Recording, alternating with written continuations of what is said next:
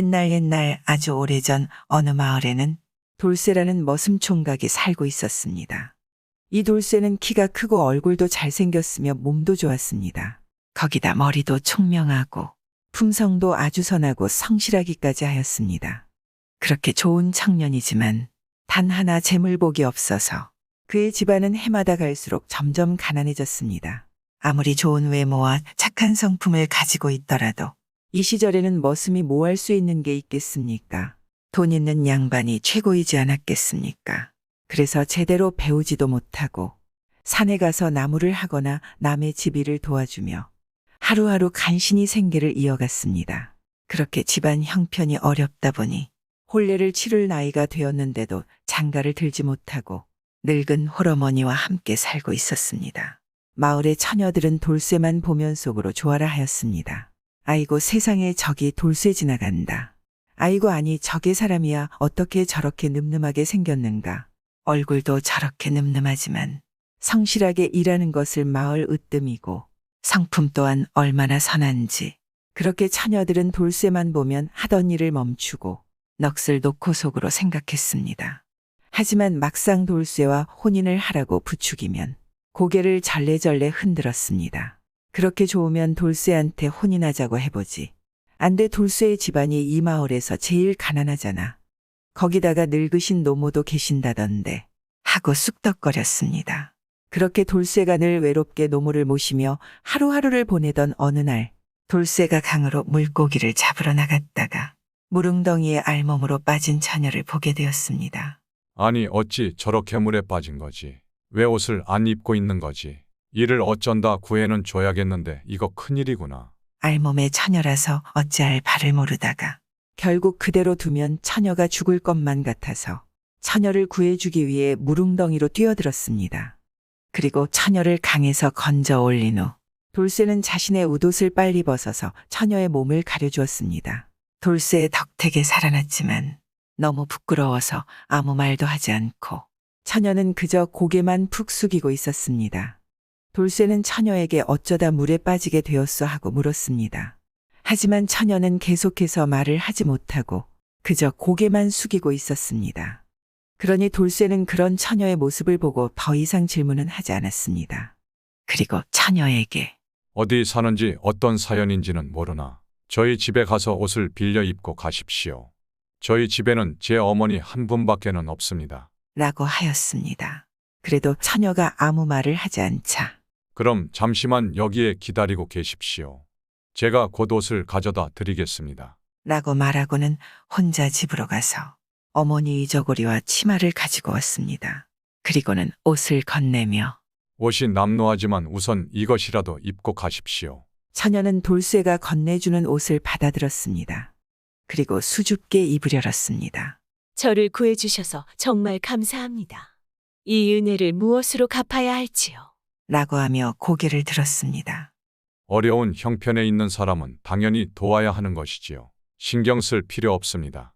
아무 염려 마십시오. 라고 하였습니다. 그러니 처녀는 옷을 다 입고서야 부끄러움이 좀 가셨는지 자신의 사연을 돌쇠에게 말해 주었습니다.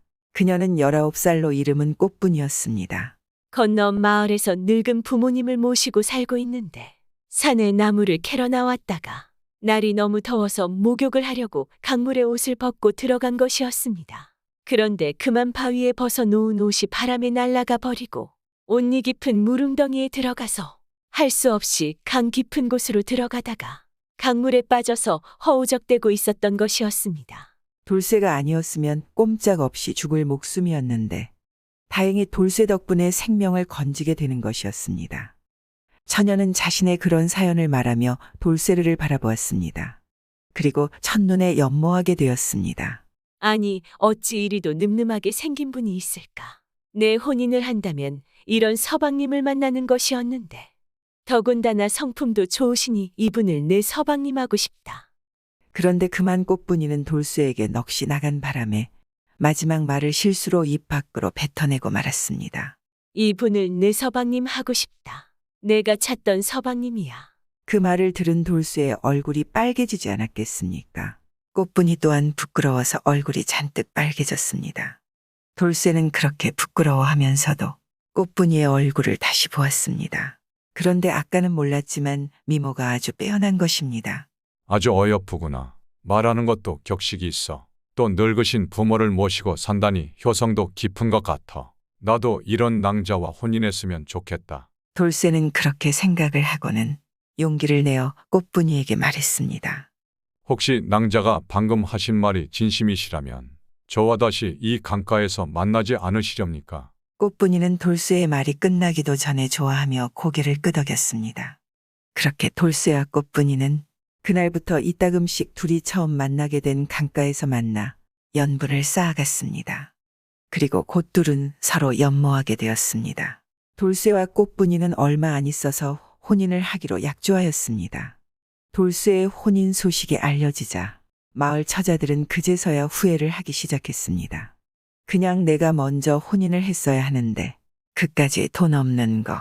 그냥 내가 열심히 벌면 되는 것을 아깝다. 마을 처녀들은 돌쇠의 신부가 누구인지 무척 궁금해하고 부러워하였지 않겠습니까?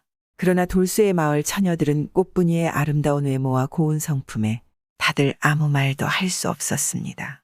그것은 꽃분이의 마을 사정도 마찬가지였습니다. 꽃분이는 마을에서도 총각들이 늘 혼인을 하고 싶어 하는 최고의 신부감이었는데 갑자기 다른 마을 남자와 혼인을 한다.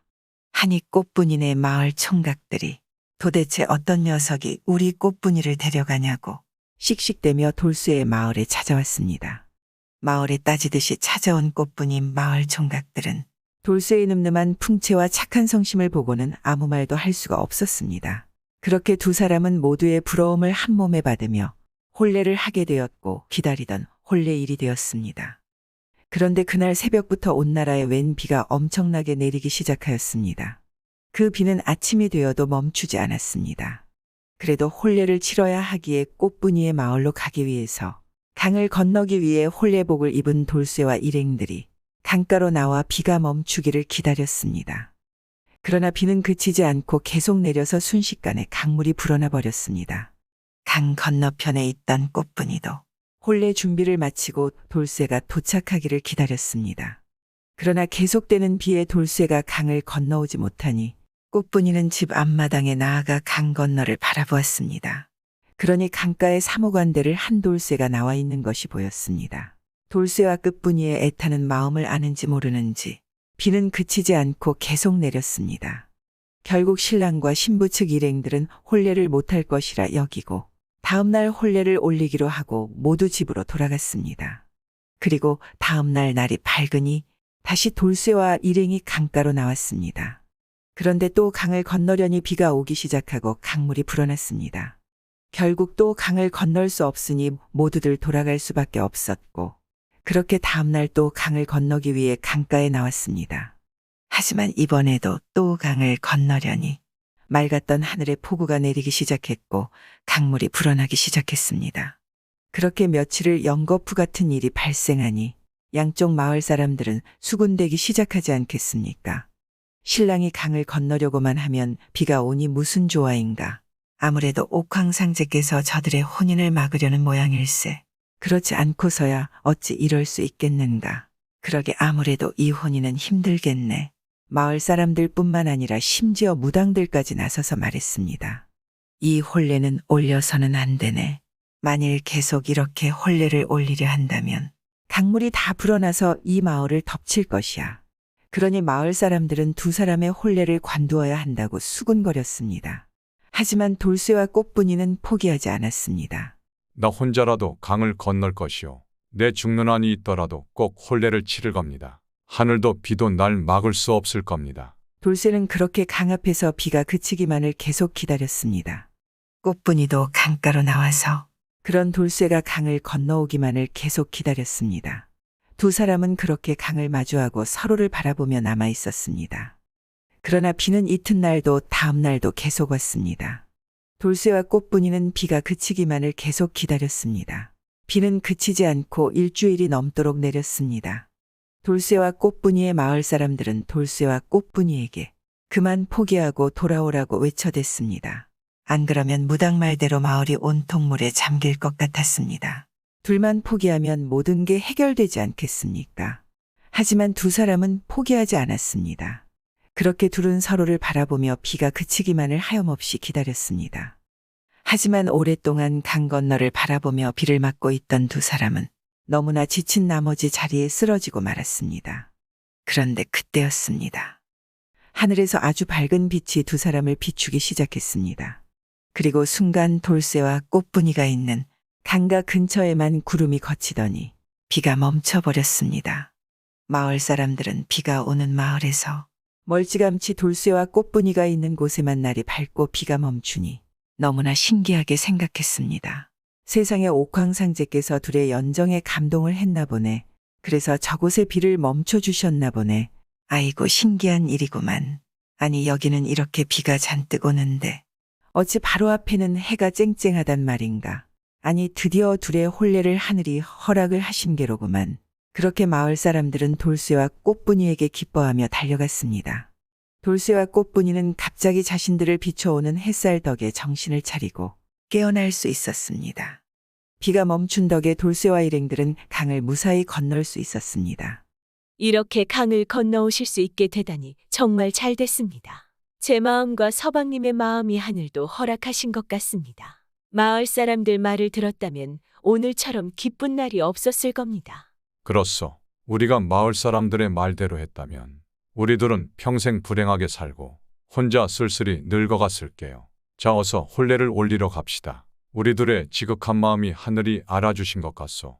둘은 드디어 하늘의 허락을 받은 아주 축복받은 신랑 신부가 된 것입니다. 돌쇠와 꽃분이네 마을 사람들은 두 사람을 보며 아주 좋아하였습니다.